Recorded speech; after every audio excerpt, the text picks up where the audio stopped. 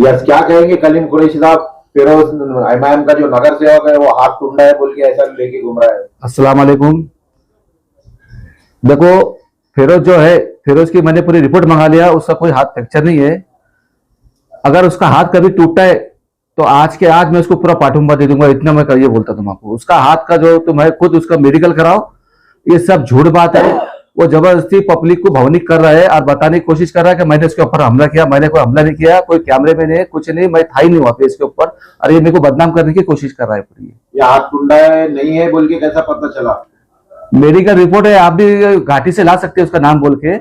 और मैंने एप्लीकेशन देखा है कि मेरे को इसकी रिपोर्ट दो बोल के, और मेरे को शाम तक रिपोर्ट भी आ जाएंगे। और मैंने पोलिटिशियन भी मालूम किया, वो उसके अंदर कोई फ्रैक्चर नहीं है, कुछ नहीं है।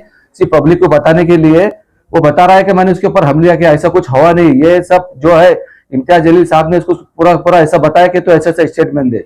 और रहा दूसरा मसला, इम्तियाज जलील साहब का बोलना आ रहा कि अब मैंने उनकी गाड़ी पे मेरे बच्चे ने उनका हमला किया, साहिल कुरैशी ने। अगर साहिल कुरैशी ने अगर इम्तियाज जलील साहब के गाड़ी पे अगर कुछ हमला किया होगा और कोई वीडियो में अगर दिखाऊंगा कि मेरा बच्चा है, तो मैं अभी के अभी उसको सीपी ऑफिस में लेके जमा करा दूंगा। एक ही घंटे भर में ऐसे मेरे को प्रूफ दो कि मेरा बच्चा था बोल के इसके अंदर। उनका बोलना है कि फिरोज के घर पे आपके लोग गए और कुछ स्टिकर चिपका रहे थे, नहीं चिपकाने दिए, लेडीज ने उल्टा आपने उनके ऊपर कंप्लेन कर दी। फिरोज खान के घर पे कैमरे लगे हुए, पूरी गली गली में कैमरे लगे हुए, पूरे कैमरे चेक करो। अगर वो रहे तो वो भी मेरे ऊपर गुना दाखिल करो, मैं भी इसको एक्सेप्ट करूंगा। आपको क्या लगता है कि ये एमआईएम के जो नगर सेवक है वो यानी दादागिरी करके इलेक्शन लड़ना चाह रहे हैं? दादागिरी नहीं कर रहे, ये पूरी प्लानिंग से कर रहे हैं कि उनको मालूम है कि अपने को कुछ भी करके कलीम कुरैशी को ऐसे खत्म करना है बोल के।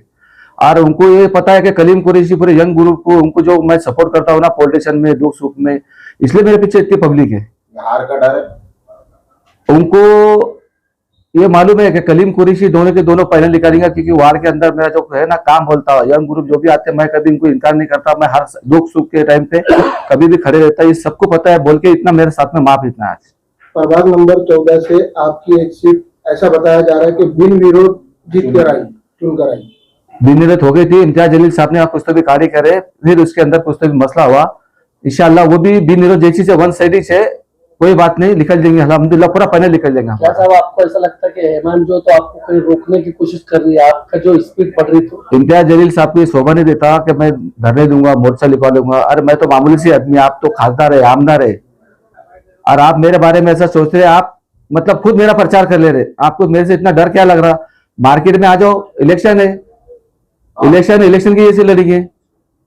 मेरे कोई लोगों ने गुंडागिरी करे नहीं, कुछ नहीं करे। जो उस दिन जो हादसे हुआ जिंसी चौक में, आपने जिसको टिकट नहीं है वो लोग थे, और जिसने आपको अंडे मारा, जो आपसे 13 साल 14 साल से जो काम कर रहे थे, आपने उनको हकाल दिया, वो लोग अंडे ले खड़े गए थे। हमारे पास का एक भी आदमी बता दो ना आप।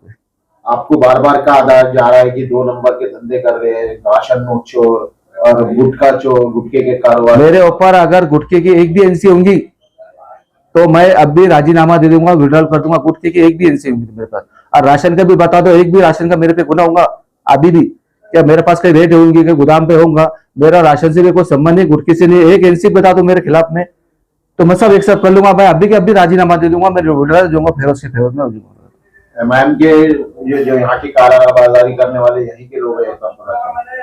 अब दूसरा कौन करता मुझे तो मालूम नहीं है, पर इम्तियाज जलील जो साहब बोल रहे हैं ना काला बाजारी करते, काला बाजारी, मेरे ऊपर एक तो केस बता दो कौन सी काला बाजारी करता मैं। अच्छा साहब, आखिरी में मतदारों को क्या आह्वान करेंगे आप? मतदारों को सब मालूम है कि इम्तियाज जलील साहब जो गेम खेल रहे हैं, उनको मालूम है कि इनका पहला चुन गया। कोई भी तरीके से बदनाम करने की कोशिश करे, बाकी कुछ नहीं। कोई भी तरीके से मतलब वो ऐसा घेरना चाह रहे मेरे को।